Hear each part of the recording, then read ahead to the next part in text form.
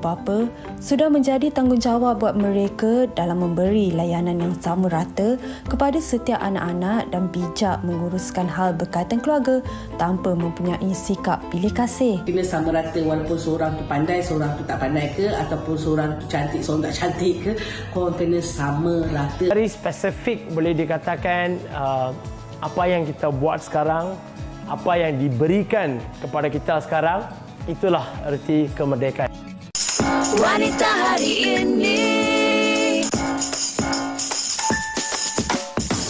wanita hari ini bijak mengatur, mengurus mata wataknya, usahawati, ibu, istri, permaisuri. Wanita hari ini di zaman moden masih kekalkan adatnya, dihormati, disayangi, disanjungi. Wanita hari ini. Bersama kami di WHI pada hari ini 14 September, saya Sugita dan di sebelah saya adalah Fahrin Ahmad. Ya, terima kasih jam 12.30 hari ini bersama dengan kami. Kami ini serba ungu untuk anda dan topik menarik sekali lagi kami bawakan untuk anda pada hari ini. Baik, kita harap anda terus bersama dengan kami sepanjang 1 jam ini untuk berbincang satu topik yang cukup menarik yang kami akan bawakan sebentar saja lagi. Tapi betul. Sebelum itu Sugi, seperti biasa, ada yang kita ingin kongsikan sesuatu yang terkini bersama dengan anda. Betul. Kalau kita lihat sekarang ni Fahrin, okey, sebelum kongsikan mengenai berita ini, saya nak tanya Fahrin Ahmad, walaupun dah ada kelonggaran sekarang ni dah tak payah pakai pelitup muka, awak sendiri pakai ataupun tidak? Oh, saya akan mengikut kepada situasi dan keadaan. Kalau mana-mana tempat yang kita rasa harus, terutamanya tempat yang sesak, di hospital ataupun kita jangan pentingkan diri sendiri, ada integriti diri kita. Kalau kita sakit, kita tak sihat, kita batuk, sila pakai pelitup muka. Bagus. Walaupun seorang-seorang. Bagus. Awak rakyat yang sangat bertanggungjawab dan kami berharap anda pun boleh ikut seperti mana Fahrin Ahmad dah kongsikan. Tetapi untuk makluman anda, kalau sekarang ni anda tidak memakai pelitup muka di kawasan-kawasan yang ada kelonggaran, anda tidak akan dikenakan saman. Tetapi macam Fahrin katakan tadilah, bukan Fahrin. Perlu anda ingat yang kalau anda tak sihat, anda ke kawasan-kawasan yang katalah anda ke tadika, budak-budak ke kedai yang ada orang yang lebih tua, hospital dan sebagainya, tolonglah pakai pelitup muka dan jaga keselamatan Saya orang. nak mengajak semua tumpukan kembali kepada infografik yang kita kongsikan tadi. Di mana wajib bagi mereka yang pesakit COVID dalam pengangkutan awam juga masih lagi wajib dan juga di fasiliti kesihatan ini adalah wajib. Jadi jangan salah faham, walaupun tidak sama dan sebagainya, mungkin ada kelonggaran tetapi ianya adalah wajib. Dan di banyak tempat-tempat yang lain amat digalakkan. Sebab Fahrin, bukan sahaja disebabkan COVID-19, sebab mungkin ada dalam kalangan kita yang ada influenza dan kita tak tahu kan. Jadi kita keluar, kita batuk, bersin dan sebagainya, kita membawa virus itu. Baik, itu peringatan buat kita semua dan ini berita yang mendukacitakan dan memerlukan perhatian kita semua, di mana pihak polis memohon bantuan orang ramai mengesan remaja perempuan berusia 14 tahun yang dilaporkan hilang sejak 3 minggu lalu. Okey, anak gadis ini bernama Nur Hidayah Mat Nurdin yang beralamat di Kampung Tersusun Batu Lima, Tambun. Kali terakhir dilihat pada jam 4.30 petang pada 19 Ogos yang lalu ketika memberitahu kepada neneknya yang beliau keluar untuk membeli air minuman di kawasan berhampiran. Jadi kalau anda ada sebarang maklumat, anda bolehlah menghubungi talian 05-245-1628 ataupun 0112100176. Yang penting dapatkan info yang sahih dan janganlah kita buat sebarang spekulasi berkaitan dengan kehilangan remaja ini. Saya sebenarnya sangat bersyukur kerana rakyat Malaysia sebenarnya sangat-sangat prihatin. Tetapi ini juga yang harus kita waspada. Kalau berkongsikan sesuatu juga harus dipastikan kesahihannya. Dan kalau boleh, jangan buat spekulasi terus di media sosial dan sebagainya. Tetapi pastikan menghubungi balai polis terdekat dan mereka yang sepatutnya dihubungi terlebih dahulu.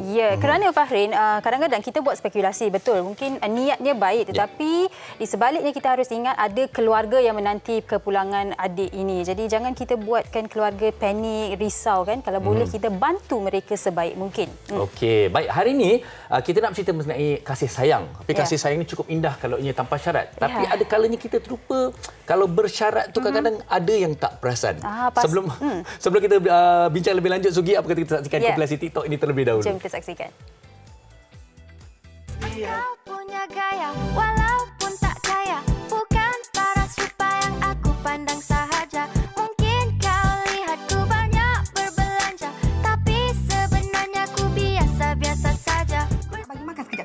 Sekejap sayang. Bertuahnya. Sayang ya. Allahu Akbar. Budak bertuah ni. Lapar ya? Allah. Ambil tu. Sayang. Nanti dulu. Mak pesan apa? Sebelum makan kena baca bismillah. Baca cepat. Bismillahirrahmanirrahim. Baru makan. Seorang ibu, meskipun sebagai seorang ibu tunggal, tetapi ianya langsung tidak mengurangkan kasih sayangnya atau tidak ada masalah baginya untuk menjaga anak seramai 10 orang. Tetapi bagi 10 orang anak yang telah dilahirkan oleh seorang ibu, belum tentu 10 orang anak itu boleh jaga dengan baik seorang ibu. Kalau kita pernah kecil hati dengan anak-anak kita, ibu-ibu yang di belakang, tolonglah maafkan mereka dari sekarang. Sebab apa? Sebab kalau kita ada kecil hati dengan diorang dan kita tak maafkan diorang, kita balik, besok kita mati. Hidup diorang akan susah. Dalam dunia susah, dekat akhirat mereka lagi susah. Kalau kita sayangkan anak-anak kita, maka maafkanlah diorang. Rasa sebab pula terdengar Betul. perkongsian yang terakhir. Mungkin ada sebab juga Ustaz tu cakap macam tu. Ini ada keperkaitannya dengan ilmu keibu-bapaan, di mana kasih sayang tanpa syarat dia di kalangan anak-anak, dan mungkin kalau kita di kalangan adik-beradik di mana mungkin timbul satu situasi banding-membanding, membeza-bezakan. Tapi kita tak menyalahkan para ibu bapa kerana mereka sentiasa nak beri yang terbaik. Kadang-kadang isu ini adalah mereka kadang tak perasan sebenarnya. Mereka sayang semua anak-anak mereka. Betul. Setiap ibu dan ayah pastinya ingin memberikan kasih sayang yang sama rata kepada anak-anak mereka. Tetapi kadang-kadang dalam prosesnya, macam Farin katakan, mungkin mereka tidak sedar yang ada dalam kalangan anak mereka yang terasa ala ibu dan ayah sukakan abang sulung lebih daripada kita. Ataupun Farin sendiri pernah ada pengalaman. Sebab tadi awak kalau ada saya berkongsi. tengok ni mak saya marah. Tapi tak, ini mungkin satu gelakan. Kalau saya dengan adik-beradik pun ini menjadikan satu bahan gelak. Sebenarnya kalau kegecik dulu, kalau saya ada 4 beradik, saya yang ketiga ada adik yang saya kecil beza 5 tahun, dan kalau setiap kali bergaduh, satu perkataan yang paling saya tak suka sekali apa tahu mak saya cakap, kau tu yang besar, kau kena mengalah dengan adik, kena mengalah, tak kira lah walaupun adik tu salah. Tapi itulah antaranya mungkin kalau kita boleh bincangkan sekarang, mungkin ada satu perkara yang kita boleh elakkan. Saya tak kecil hati, tetapi mungkin situasi ini juga kalau dibawa ke besar, kita terambil hati menjadi satu isu yang sangat besar di antara adik-beradik maupun dalam institusi kekeluargaan itu sendiri. Dan kami nak dengarkan juga pengalaman anda dan mungkin anda sendiri ada apa petik sebagai ibu dan ayah. Bagaimana untuk kita mengasihi anak-anak kita, bukan anak-anak kita lah, anak-anak anda, bagaimana anda mengasihi mereka dengan sama rata tanpa syarat. Dan itulah topik kita pada hari ini, kasih sayang tanpa syarat. Dan mungkin anda adalah antara ibu bapa yang tidak menyedari perkara ini, dan bagaimana tips-tips dan sebagainya kita akan bincangkan. Pastikan anda terus bersama dengan kami, jangan ke mana-mana. Kita berehat seketika. Wanita hari ini.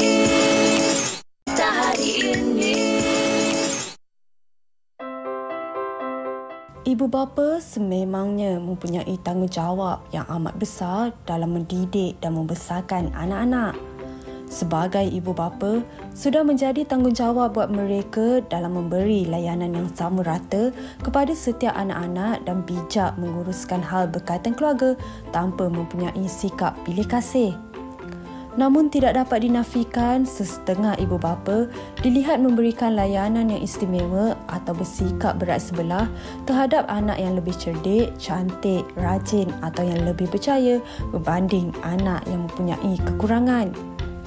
Walau bagaimanapun harus diingatkan bahawa pewatakan setiap manusia itu adalah berbeza dan lumrah bagi setiap individu mempunyai karakter dan pencapaian yang berlainan. Jadi ibu bapa seharusnya bersikap adil dengan memberikan perhatian dan kasih sayang yang sama rata kepada setiap anak tanpa meletakkan sebarang syarat. Namun persoalannya, apakah antara kesan jangka panjang sekiranya ibu bapa bersikap pilih kasih terhadap anak-anak dan peranan ibu bapa dalam menangani isu pilih kasih ini?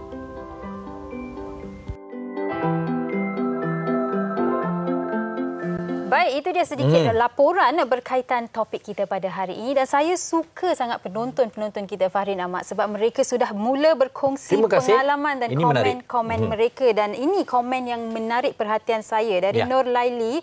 Ramai kita ibu bapa, biasanya saya dengar dari kaum ibu yang tanpa disedari membezakan taraf anak-anak. Contohnya apabila kita kata dia ni tak macam abang dan kakak dia lah.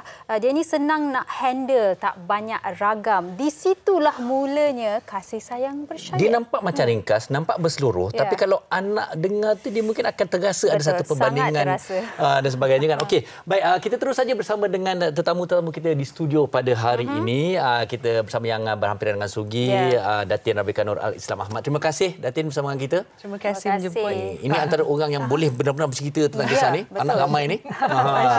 Okey, dan di sebelahnya kita bersama dengan Encik Zaid Muhammad selaku perunding motivasi kita. Terima kasih Encik Zaid. Sama-sama. Bersama kita. Terima kasih kembali. Baik, Encik Zaid, Datin dan juga Fahrin. Ya, mungkin selepas mendengar komen itu tadi, kita semua saya rasa sepakat dengan yang ini sebenarnya berlaku tanpa disedari. Kan? Tidak ada ibu bapa nak menyinggung perasaan anak. Tapi mungkin Encik Zaid boleh buka topik hari ini dengan berkongsi, betul ke ibu dan ayah sebenarnya tidak menyedari yang mereka melakukan ini dan menyinggung perasaan anak dan sekaligus membawa kepada kasih sayang dengan syarat. Okey. Benar sekali. Bismillahirrahmanirrahim. Memang betul lah. Saya rasa keyword dia kat sini ialah dengan tak sengaja, dengan tak sedar. Tetapi dengan tak sengaja, tak sedar itulah lambang kepada niat kita, lambang kepada hati kita kan. Apa yang kita fikirkan, apa yang kita pentingkan itu yang keluar melalui perkataan kita. Kalau bercakap pasal kasih sayang tanpa syarat ni, kerana kita semua pernah alami. Mungkin ramai di antara kita pernah dapat contohnya kalau kita jadi members kepada satu company ke apa kan, loyalty program, tiba-tiba mereka hantar voucher, mereka hantar gift voucher RM500. Oh happy, oh bestnya tengok belakang ada 20 syarat. Sakit hati tak? Sakit hati tak? Saya selalu kena. Ui, bestnya bagus lah company ni hantar macam, tengok belakang Allah, kena beli brand ni, kena macam-macam syarat. Terus buang je lah kan. Jadi agaknya kasih sayang tanpa syarat tu macam itulah. Anak-anak dia mengharap hadiah. Voucher tu tadi. Kita panggil voucher kasih sayang tadilah. Voucher kasih sayang daripada mak ayah. Tiba-tiba dapat, tapi belakang tu penuh dengan pelbagai syarat. Kena pandai, kena handsome, kena cantik, kena rajin, macam-macam. Ada 20 syarat kat situ. Jadi anak kita manusia berbeza, betul kan? Tadi pun yang penonton pun dah sebut. Secara tak sedar kita dah banding dah. Jadi anak-anak yang okey tu dia tak rasa apa-apalah. Tetapi yang tak berapa okey, yang mungkin ada kekurangan sana sini, dia akan rasa, oh aku ni tak cukup bagus ke? Aku ni mak tak sayang ke, ayah tak sayang ke, itu kita risau. Okey, baik. Untuk Datin sih 6 orang cahaya mata. Dia cukup menarik kerana Datin sih punya anak kandung, anak tiri dan sebagainya. Tetapi kalau kita lihat cara mendidik, cara meraihkan anak-anak itu juga memang cukup menarik untuk kita kongsikan. Jadi bagaimana Datin mendidik anak-anak ataupun menangani bagaimana untuk mereka rasa semuanya disayangi? Masya-Allah, bismillahirrahmanirrahim. Okey, assalamualaikum. Okey, first of all sebenarnya saya mempunyai 8 orang anak lah. Saya susah untuk membeza-bezakan anak-anak saya ni sebab 2 orang yang the eldest one is my stepson and stepdaughter. Okey, so 6 orang adalah bersama saya lah, my husband. So apa yang menarik bila you ramai anak ni, nombor satu, rumah tak sunyi. Rumah tak sunyi tau. Huru-hara. Yes, huru-hara kan. Yang kecil, yang besar bila datang, yang abang pula. Yang the eldest 26. So macam mana untuk saya menangani anak-anak ni? Very simple. Anak ni dia akan ikut the leader. I mean the parents. Maknanya how kita nak handle dorang, macam mana kita mendidik dorang, dia akan ikut kita. So anak-anak saya alhamdulillah, baik daripada the stepson, stepdaughter, and then anak saya sendiri sampai the 4 years old tu, alhamdulillah sangat mudah untuk saya handle. Sangat mudah dan sangat mendengar kata. Okey, macam anak saya contoh macam semalam kan, one of my daughter yang 9 tahun dapat result exam dia semua A. Alhamdulillah. Yes, alhamdulillah semua A. And then yang 10 tahun beza dia dengan kakak dia tu 1 year. 10 tahun tu ada B, A cuma 1. So jadi masa tu dia agak macam senyap. Anak ni dia macam ni nak cakap, dia lain-lain. Yang ni sensitif, dia tak nak tunjuk result exam dia tu. Dia 10 years old yang ada B, ada C tu. So yang A ni very mommy, papa. So dia yang seorang ni macam menjauhkan diri. So I dah cakap sama husband, okay, kita panggil dia juga. Kita kata, oh, you Anggun, you are very good also. Maybe masa ni you terlupa ke apa. Itulah, that's why lah, I salah ni. Gini. Dia dah macam, so how you handle. Sebab, I adalah macam, tadi doktor cakap kan, I ada macam bagi diorang present. Maknanya, bagi diorang bersemangat. Okay, siapa belajar pandai, mami bagi cash money berapa ringgit. Supaya diorang bersemangat untuk mendapatkan A tu. Sebab I nak kalau boleh anak-anak A, anak-anak I semua ada A, tak nak B. Macam tu lah. So I mencabar anak-anak tu. So jadi bila datangnya Anggun tu dapat A sikit daripada adik dia, dia agak membawa diri. So kita ni as a parent memainkan peranan penting, panggil dia balik. Okey, menarik cara Datin menangani kesemua mereka. Tapi kita raikan jugalah kan, walaupun dia tak, kita pujuk dia balik. Betul. Kena. Sebab diorang ni anak-anak, kita kena ingat, bukan anak yang dewasa sahaja yang akan ingat apa yang mak bapak dia cakap. Maknanya parents cakap apa sebenarnya daripada kecil tu. Daripada kecil dia akan ingat, okey, tak apa, kita ada B, mami still tak marah, tapi mami still support us. Betul. Dan ini membawa kepada persoalan Encik Zaid. Macam kalau Datin sendiri, tadi Datin berkata yang memberikan reward kan kalau dapat A. Okey, mungkin termanya adalah positive reinforcement. Kadang-kadang ada dalam kalangan ibu bapa yang menggunakan positive reinforcement. Tetapi adakah ini akan orang kata backfire mereka sebab dah selalu sangat, okey, kalau you buat ni, mama bagi ni. Kalau you buat ni, mama bagi, katalah sapu rumah ke, mop rumah, buat kerja sekolah, mama belikan toys ke apa kan. Tapi kalau anak yang tak buat tu, dia tak dapat. Tapi ini dah ada syarat. Antara anak-anak mereka pasti ni ada macam, alah, sebab dia tolong dia dapat, saya tak tolong saya tak dapat. Macam mana Encik Zaid? Okey. Menarik konsep tu. Sebenarnya okey kalau jelas. Yang penting kat sini kena jelas lah. Jelas, dia ada dua. Jelas dan adil. Maknanya semua orang dapat peluang. Saya pernah buat kat rumah saya. Masa anak-anak kecil, kebetulan masa tu maid lari. Maid lari, malah dah nak ganti. Bajet duit maid tu, why not kita bayar kepada anak-anak. So kita cakap lah, siapa basuh periuk, periuk yang besar tu dapat RM5, pinggan RM3, yang kecil-kecil RM2.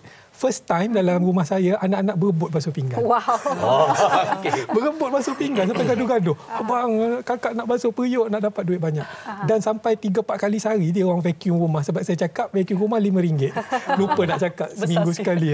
Maknanya boleh. Dengan syarat benda tu jelas, benda tu adil. Maknanya kalau anak kecil umur 2 tahun, 3 tahun, tak bolehlah nak banding dengan anak yang 8 tahun. Mestilah abang atau kakak tu akan conquer semua. Kita sebagai ibu bapa kena pantau. Bijaklah pantau, bagi-bagi. Kalau mereka tak bersedia untuk so-called berebut peluang ni, kita kena agihkan dengan secara adil. Kawal sikit. Dan nak sendiri sikit pasal tentang dapat A apa semua tu, saya rasa boleh. Tapi kita kena tengok kemampuan anak kita. Kalau semua mampu dapat straight A's, tak ada masalah. Tapi kalau ada anak-anak yang memang kita tahu ada mungkin, kalau saya tak suka guna slow learner ke apa, sebab mereka cuma ada term saya guna sendiri, iaitu OKB. Dia orang kelainan belajar. Orang kelainan belajar ni dia tak belajar macam kita. Saya pun ada anak seorang yang macam tu. Bila kita ajar dia guna pen and paper, kertas ini, dia tak faham. Tapi bila kita guna susunan, guna mainan dia susun, contoh 16 tolak 9, guna kertas, dia tak faham sampai petang. Kita menjerit-jerit habis suara dah. Tak faham. Bila suruh susun aja tak sampai 5 saat, dapat jawapan. Maknanya OKB, orang kelainan belajar, dia belajar guna sentuhan. Kalau kita guna audio visual, ini penting untuk ibu bapa tahu apa cara anak-anak belajar. Jadi tidaklah kita letak dia A. Yang lebih bagi saya lah, cadangan saya, lebih baik ialah kita peningkatan. Kalau exam dulu dia selalu dapat D minus, sekali dia balik rumah dapat C minus. Kita kena raikan tu. Raikan tu sebab kita tanya dia, abang tak pernah dapat C kan? Tak pernah ya. C minus pun jadilah. Rai. Seolah-olah dia dah dapat. A ke apa kan. Sebab itu satu peningkatan untuk dia. Jadi boleh buat positive information boleh, tapi adalah berhati-hatilah. Dan di sini juga sebenarnya kita beri penekanan untuk tidak membanding-banding, kerana setiap anak itu istimewa, mempunyai perwatakan masing-masing dan potensi mereka yang istimewa berbeza-beza. Okey. Baik, kita ada satu komen juga. Terima kasih sekali, banyak hari ni komen sebenarnya kita di Facebook. Terima kasih banyak. Dalmia Darwis, macam saya ada 4 orang anak, 2 orang anak saya anak istimewa. Setakat ini saya masih mencuba untuk berlaku adil kepada 4 orang anak saya. InsyaAllah saya akan cuba bagi kasih sayang dan sayang sebaik mungkin, sebab semasa kami kecil dulu, mak ayah tak juga jaga pernah dan juga pernah berlaku tak adil sesama kami adik-beradik. Jadi saya pun sebolehnya saya berlaku adil kepada anak-anak saya sebaik yang mungkin. Ini yang kita namakan break the chain tau. Rantaian yang banding-membanding dan membezakan itu kita harus putuskan. Dan parenting ni pun perlu ikut zaman, sebab sekarang ni dah tak boleh gunakan cara dahulu, dan kita nak tanyakan sebentar lagi kepada Cik Zaid dan juga Datin. Tapi sebelum tu kita nak dengarkan juga pandangan orang ramai berkaitan topik kita pada hari ini. Kasih sayang tanpa syarat.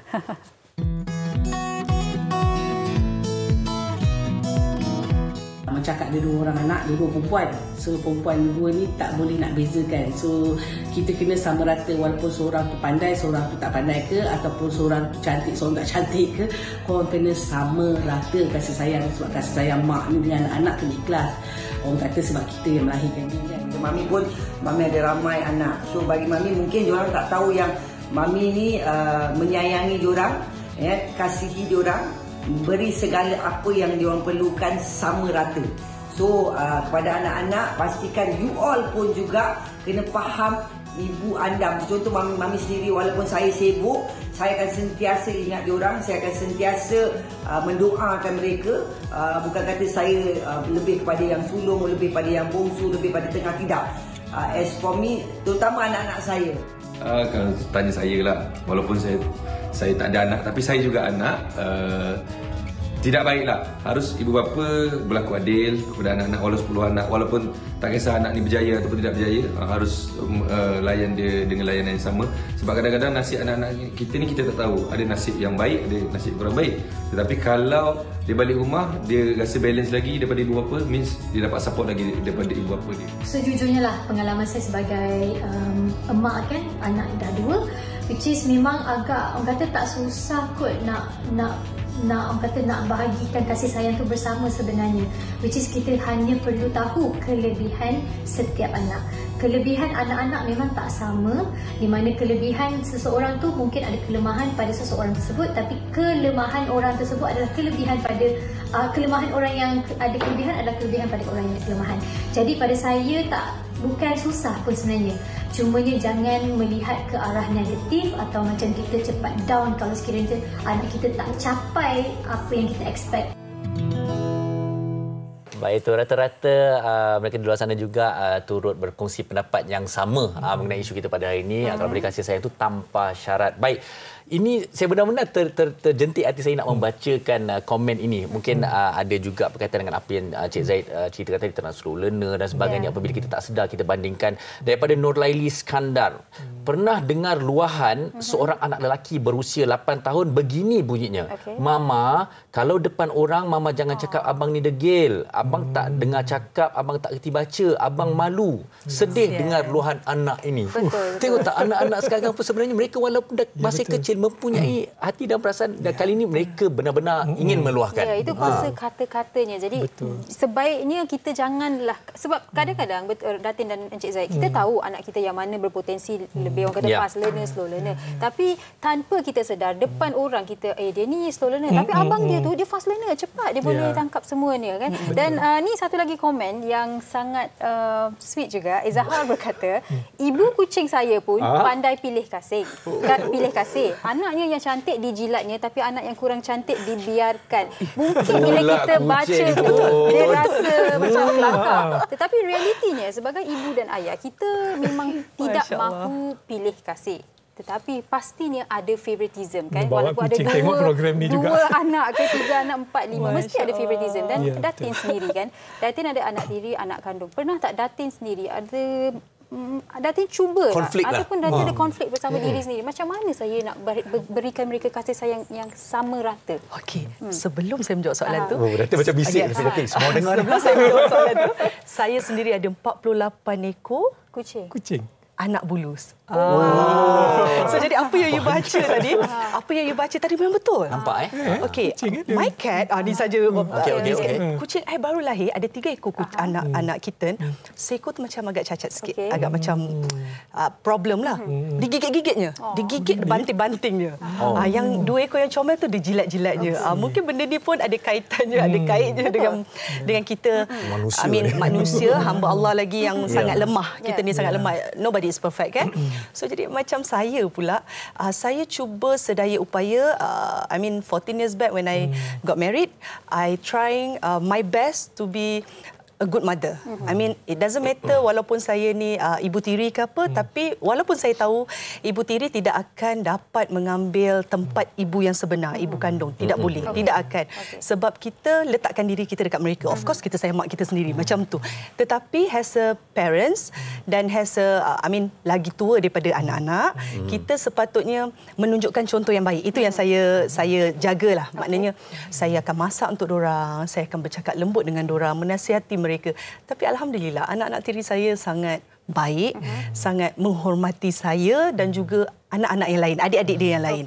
So jadi sangat easy bagi saya untuk handle the situation saya bersama anak tiri. Walaupun anak tiri saya sebenarnya, kalau nak tahu, anak tiri saya duduk dengan saya. Daripada kecil sampai besar. So jadi, dan saya sentiasa duduk dengan mereka dan berbual dengan mereka macam kawan. Contoh, ada benda yang mereka buat yang father dia mungkin tidak setuju. Dan dia akan kautim dengan saya. Mami macam mana ni? So I'm trying my best jadikan diri saya sendiri sebagai kawan. Sebab difference saya dengan anak tiri saya hanya 10 tahun.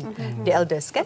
So dia 26, saya 36. So jadi saya rasa macam jadi kawan dan dia akan tidak ada rahsia dengan kita. Dan dalam masa yang sama saya kautimlah suami. Yang dia tak boleh, jangan paksa dia buat macam tu, belajar macam ni dia tak minat ke, contoh. So jadi saya rasa kalau kita bagi contoh yang baik, kita menasihati dan bagi segala benda yang baik, insya-Allah dia akan balas. Sebab dia budak. Dia muda daripada kita, dia akan fikir, tak adalah orang cakap mak tiri jahat, tak adalah orang cakap mak tiri macam ni membanding-bandingkan. So semua benda sama.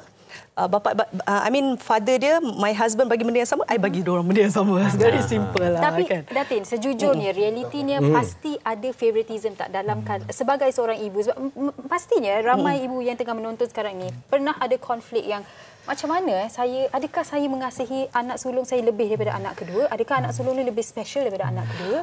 Ketiga, keempat? Macam saya, mula-mula saya kahwin dengan my husband sebab saya tak ada anak, betul?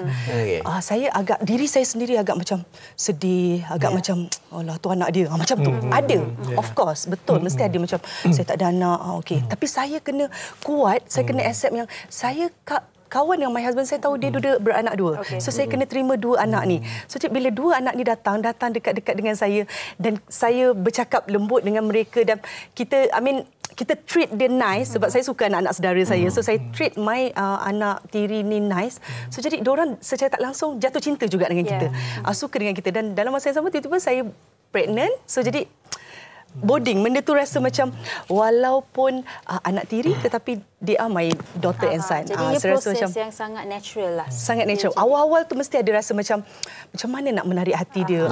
Macam mana nak, saya ni ibu tiri, macam mana saya nak suruh dia macam sayang saya juga. Macam tu. Tapi Alhamdulillah diam tak diam dah 14 tahun. So easy pergi. Okey, Cik Zaid. Saya nak membawa Cik Zaid dan juga penonton. Kita dah berbincang mengenai mereka, anak-anak yang kecil dan sebagainya. Tapi saya kira implikasi perkara ini yang dikatakan tidak disedari boleh menjadi satu impak jangka masa panjang. Sebagai contoh, anak-anak yang dah besar ni sekalipun, ada kalanya mak ayah kadang-kadang bila balik kampung pun membanding-banding. Dia balik bawa hadiah, dia selalu balik, dia tak selalu balik, selalu telefon dan sebagainya. Dan banyak lagi perkara-perkara sebenarnya. Tapi ini yang kita nak ceritakan juga, bahawa perkara ini harus diputuskan. Dan kalau tak disedari, ada impak jangka masa panjang sampai turun-temurun pun, itulah budayanya nanti.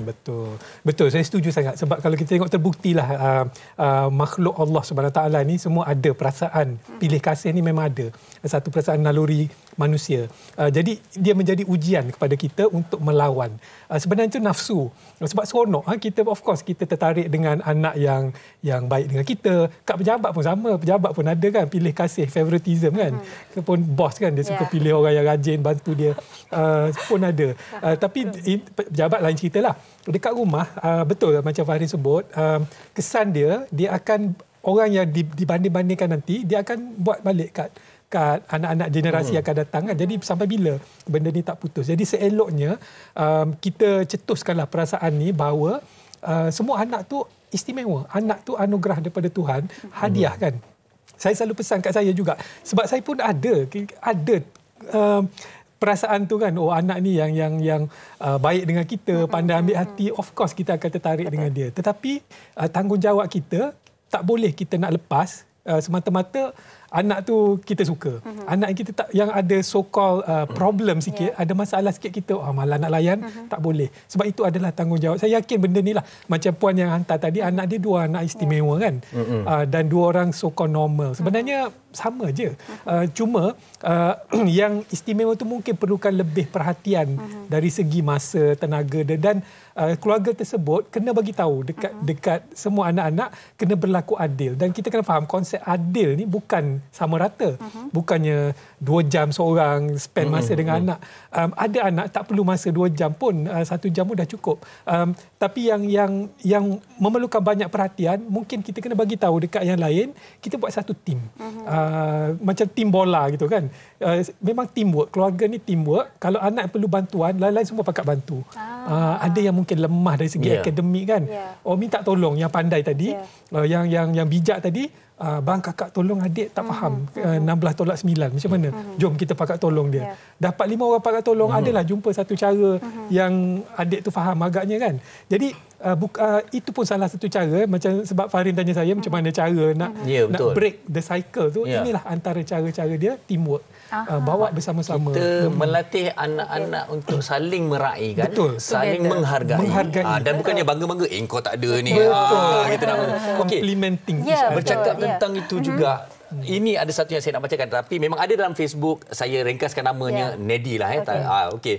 Saya ada 6 adik-beradik. Semua kaya raya dan berjaya. Pakai kereta mahal-mahal. Saya seorang jenis kerja biasa-biasa je, orang tua saya cakap. Sampai sekarang saya dipulaukan, dihina, malah disisihkan. Sampai sekarang saya depresi. Ini sebenarnya yang saya katakan efek jangka masa panjang tu sebenarnya.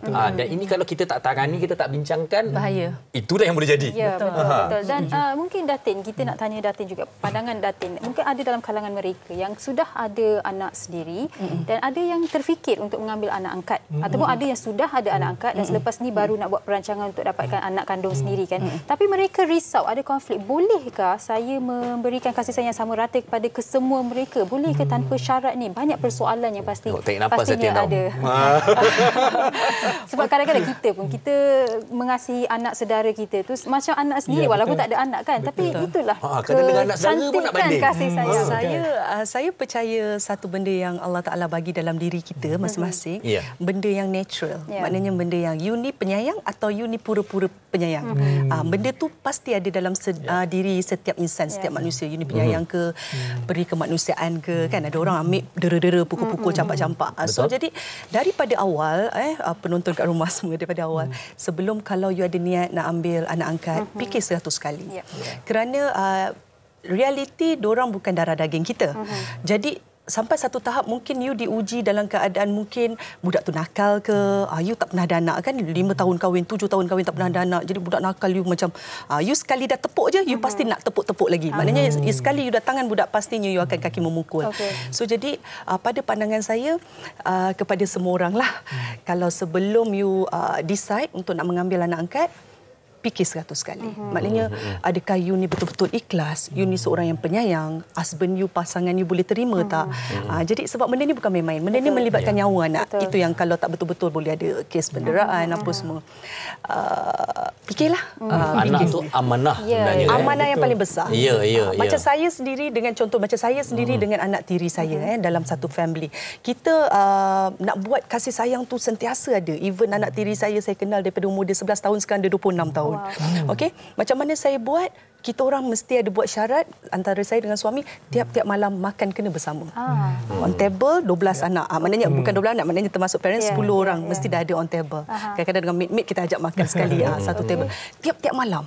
Jadi benda tu secara tak langsung bagi mengeratkan kita punya silaturahim antara anak-anak tu, antara anak kita, anak dia. Maknanya sama-sama kita gelak-gelak lepas makan. Best seronok.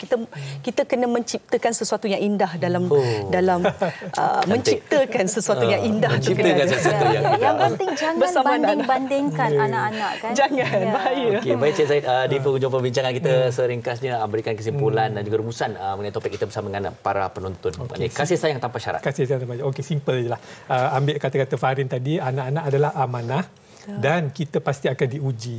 Setakat mana kita menangani segala permasalahan, so-called permasalahan anak-anak. Datin pun dah cerita sedikit sebanyak. Bagi saya, dua-dua tu wajib ada dalam setiap keluarga. Amanah campur ujian dan yakinlah kalau kita berjaya hadapi ujian tersebut, saya selalu buat hashtag ni. Hashtag dia tiket ke syurga. Yakinlah bahawa kalau kita berlaku adil dengan anak-anak kita, terutama yang kita rasa macam susah sikit, keras kepala, susah belajar, itulah mungkin tiket ke syurga kita mungkin ada dalam tu. Sebab kalau kita tangani dia, kita bantu dia sehingga dia jadi orang yang berguna. Tak kiralah dia anak tiri ke, anak angkat ke, anak kandung ke, tak ada syarat. Kasih sayang tanpa syarat. Mati nanti mungkin kita bangun, mungkin Tuhan bagi ambillah engkau tiket ke syurga. Kenapa? Sebab dulu engkau telah mengubah nasib anak-anak engkau. Kasih sayang tak ada syarat, kerana engkau lah dia berjaya jadi manusia yang berguna. Saya meremang saya. Cakap pasal kasih sayang ni buat kita saya sebab sebenarnya. Betul, saya pun meremang juga. Inilah yang kita nak ingin pancarkan kepada semua para ibu bapa, masyarakat. Kita raikan ke semuanya, kasihkan ke semuanya tanpa syarat. Betul, dan bagi saya rasa parenting ni tidak ada betul dan salah, tapi bila ada cara untuk kita perbaikinya, kita cuba perbaikinya. Baik, kita nak ucapkan terima kasih kepada Datin Rebecca dan juga Cik Zaid atas perkongsian hari ini. Dan semoga apa yang dikongsikan hari ini membantu anda dan anak-anak anda terutamanya. Dan terima kasih untuk komen anda juga. Dan selepas ini kita akan kembali bersama dengan pelakon-pelakon dari Cinta Buat Dara. Jangan ke mana-mana. Wanita hari ini.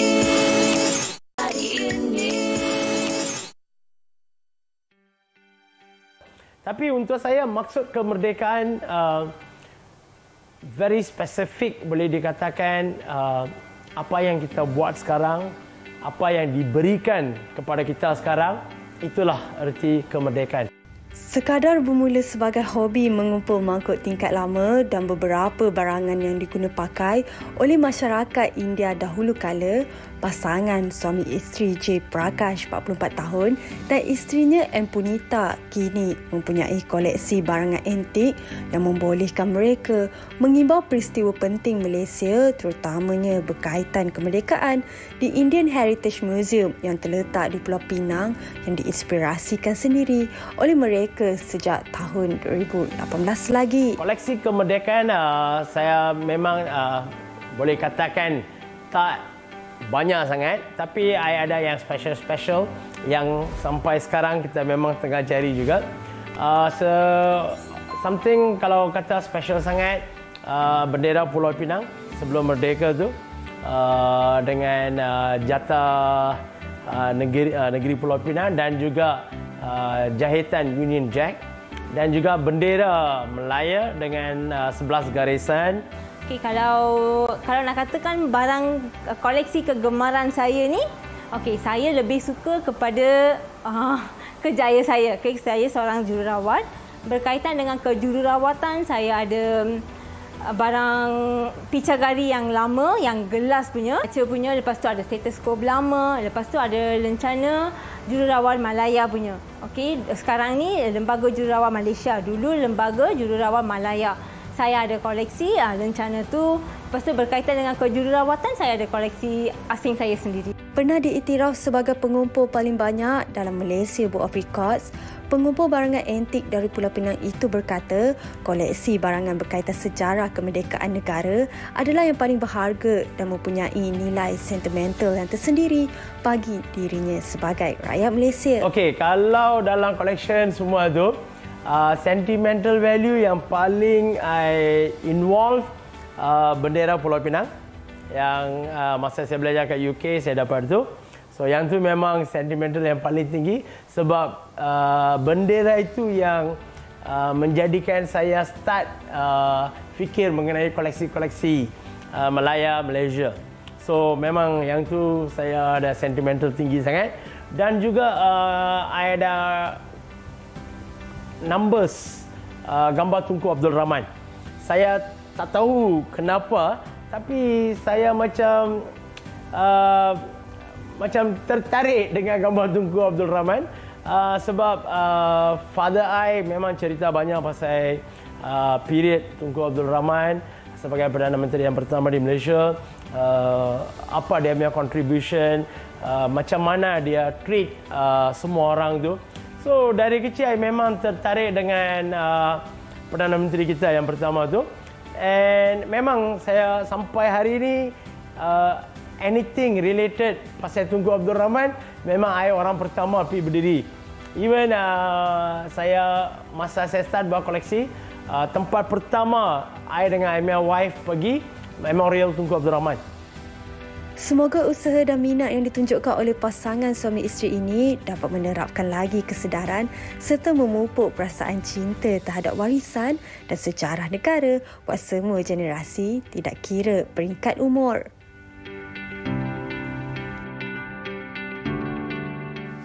Lagi 2 hari kita akan menyambut Hari Malaysia ke tahun 2022. Dan rakan wartawan kami Ais sempat ke Indian Heritage Museum, iaitu tadilah yang kita saksikan Cik Prakash dan Punita, pengumpul barangan antik. Itulah semangat yang kita cari sebenarnya Hari Malaysia ini kan. Teruskan dengan semangat yang kita ada ini. Okey, baik, seperti mana yang dijanjikan sebelum kita berehat tadi, kita akan bersama dengan pelakon-pelakon dari drama Cinta Buat Dara yang ke udara di slot Lestari. Kita bersama dengan Rina Diana dan juga Wan Nur Azli. Kita bersama dengan Dara dan juga ibunya. Baik, kita tahu yang hari ini mungkin episod ke-12, betul? Ya, betul. Okey, baik. Dan jadi Rina kongsikan dahulu mengenai watak Rina dan bagaimana sambutan setakat inilah. Ini ke wataknya baju kilat-kilat ni? Bukan. Dia sebenarnya opposite. Sebabnya watak Dara dia sebenarnya agak sedikit boyish. Dan juga dia suka main skateboard. So dia sangat manja sebab dia anak tunggal kepada Wan Nur Azli dan juga my dad. So rapat juga dengan ayah sampai terbawa-bawa karakter macam boyish tu sikit. So bila mak macam tak puas hati, macam satu-satunya anak perempuan dia jadi hantar balik kampung duduk dengan makcik dia. Baik. Mak dia garang ya? Garang. Mari kita dengar apa cerita mak dia yang garang ni. Okey. Macam Wan Nur Azli sendirilah, tadi kita dah berbincang, kata drama ni seronok ni, akak berlakon drama ni akak rasa memang sangat-sangat menarik. Okey, kenapa akak rasakan sebegitu? Kongsikan bersama dengan penonton. Kenapa? Okey. Sebab selalunya dapat watak-watak heavy kan. So kali ni more relax and dia komedi. Jadi sebenarnya I dengan Rina kita orang tak ada plan tau. So I jumpa dia first day masa syuting tu lah. Kita jumpa. Kita tak ada discuss pun tentang watak apa semua kan. But chemistry tu ada. Chemistry tu ada. So memang nampak cantiknya di situ sebab kadang-kadang kita tak berjumpa. Tak pernah bekerja sekali. Tak pernah bekerja sama, tak pernah bekerja. Ada satu tu example-nya macam phone conversation. Which tak plan pun. Dia buat hari lain, I buat hari lain. But the way kita act tu macam bila I buat macam ni, dia pun dia kena. Itu nama dia chemistry. Jadi penonton sememangnya harus menonton untuk melihat chemistry anda berdua bersama dengan pelakon-pelakon yang lain. Mungkin boleh kongsikan Rina pengalaman bekerja dengan Syafiq Kyle, Syaifah Syarah, Sean, Afifah Rasif. Cita. Farin Ahmad je tak ada. Okey, tak apa, teruskan. Okey. Tak, sebenarnya juga dia selitkan nama masa dia. Rina dapat banyak juga Rina ada scene dengan Cik Ta kan. I tak pernah jumpa dengan Cik Ta juga. Kita takut sebab macam alamak berlakon dengan Cik Ta kan. Lepas tu hakikatnya Cik Ta pun sangat kelakar in real life. Ya, sama juga macam Wan Nur Azli. Chemistry tu ada juga. Sebab I tak pernah bekerja dengan siapa-siapa dekat dalam kas-kas lain dekat dalam drama ni kecuali Syafiq Khan. I dah pernah berjumpa dengan dia dalam drama Nur dulu. So ni jumpa balik kita macam okey tak kisahlah. Tapi dengan kas-kas yang lain sekarang macam Cik Ta dan juga yang lain-lain pun sangat best. Chemistry is there. Yang bestnya pasal ramai pelakon-pelakon lama. Macam Cik Intan. Semua lama. Badrul Hayat yang lama tak jumpa. Betul. Okey. Itulah kita jumpa. Okey, cerita mengenai dia komedi, dia light tapi dia sangat menarik. Selalu bila kita buat cerita komedi dia semuanya banyak perkara berlaku secara spontan. Betul. Yes. Jadi ceritakan itu kepada para penonton untuk kongsikan bagaimana setiap daripada babak-babak, skrip sebenarnya kadang-kadang macam tak ikut skrip juga. Tapi dia nampak benar-benar ikhlas. Betul tak? Betul macam you cakap, kita tak macam dulu tahu. Dulu ada script reading, ada script briefing. Sekarang tak ada. Dapat skrip aja, okey, minggu depan shoot. You know? So preparation tu memang tak ada. Tapi thank God sebenarnya itulah yang menjadikannya. Chemistry antara pelakon tu sendiri. Maksudnya that's why kita dalam set lah baru kita tanya, you daripada mana? You buat apa sebelum ni? You know, daripada situ kita berkenalan dan ada rasa penting untuk kita tak set boundaries antara pelakon-pelakon.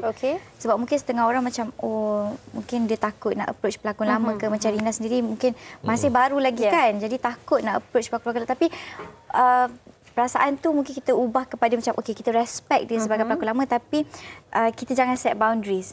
Kena mesra. Betul lah, kadang-kadang ada setengah pelakon lama yang cakap, pelakon baru kena selalu approach dan bertanya dan be friendly sebab benda tu sangat membantu bila dah dekat set nanti.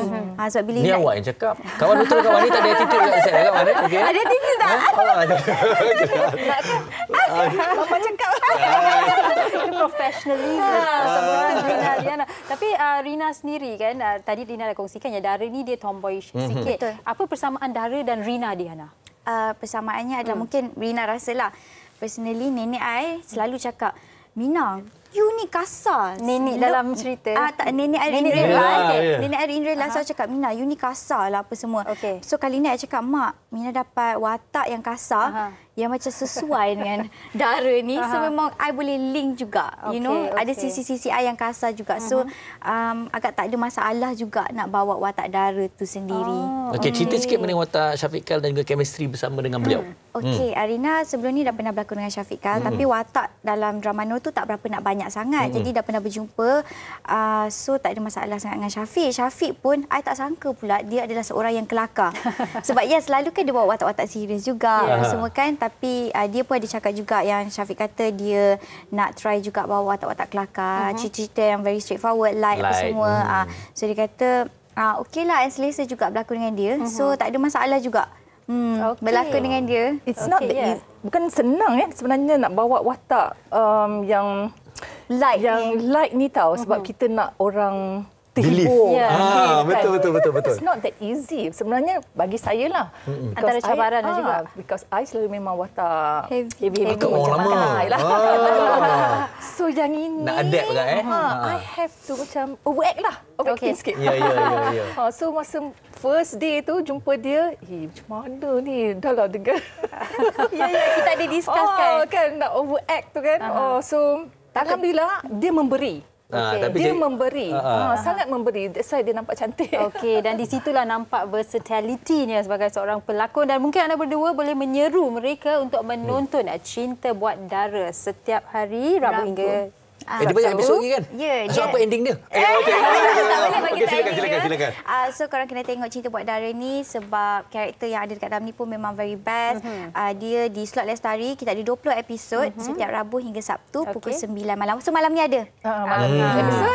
Episod 12. Baik. Terima kasih kepada anda berdua, Rina Diana dan juga Wan Nur Azlin. Dan jangan lupa saksikan drama Cinta Buat Dara. Baik, kita akan berehat seketika. Ada lagi yang kami ingin kongsikan bersama dengan anda. Jadi pastikan anda terus bersama dengan kami. Jangan ke mana-mana.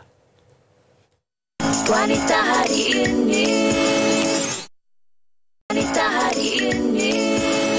Okey, baik. Terima kasih kerana bersama kami sehingga ke penghujung siaran pada hari ini. Okey, Sugi, mungkin saya nak tambah sikitlah Sugi. Okey, tentang anak-anak ni kadang-kadang kan bila kita dah banyak perkongsian yang kita saksikan sekarang, kadang-kadang kita mungkin ada mak ayah yang kecil-kecil, inilah anak harapan saya. Ini dah besar akan menjadi seorang yang sangat hebat. Tapi ada, dan mungkin yang lain juga dibanding-banding. Ini kurang belajar dan sebagainya. Tetapi ada kalanya juga sekarang ni apabila kita melihat banyak perkongsian juga mengatakan kadang yang hebat itulah yang terlalu sibuk.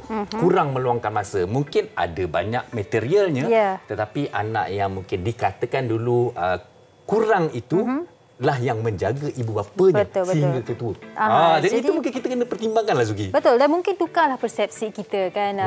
Mungkin yang sibuk tu ada cara mereka untuk membantu kita, dan mungkin yang kurang berkemampuan tu sebenarnya kasih sayang mereka adalah sama seperti yang berkemampuan. Saya percaya setiap ibu bapa ingin memberikan yang terbaik dan menyayangi kesemua anak-anaknya. Begitu juga anak-anak, setiap satu mereka ingin memberikan yang terbaik untuk ibu bapanya mengikut kemampuan dan rezeki masing-masing. Setuju sangat. Itu konklusi yang sangat bagus, Farin. Dan esok WHI akan kembali dengan topiknya PTSD, Post Traumatic Stress Disorder. Banyak situasi yang boleh menyumbang pada Post Traumatic Stress Disorder. Jadi jangan lupa saksikan WHI esok untuk kupasan sepenuhnya. Jadi marilah kita berkasih sayang tanpa syarat. Kami tinggalkan anda di sini. Assalamualaikum. Bye-bye.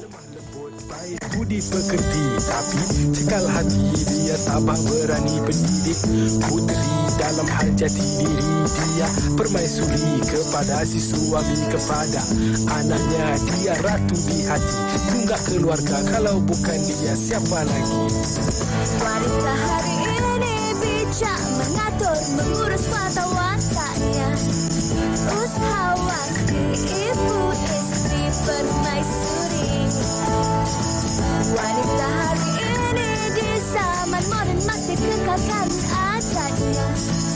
Dihormati, disayangi, disanjungi. Dia usahawati aliran masa kini, dia penyambung warisan Sri Kandi. Dia lemah lembut, baik budi pekerti, tapi cekal hati dia tabah berani pendidik. Puteri dalam hal jati diri dia permaisuri kepada si suami, kepada anaknya dia ratu di hati. Tunggak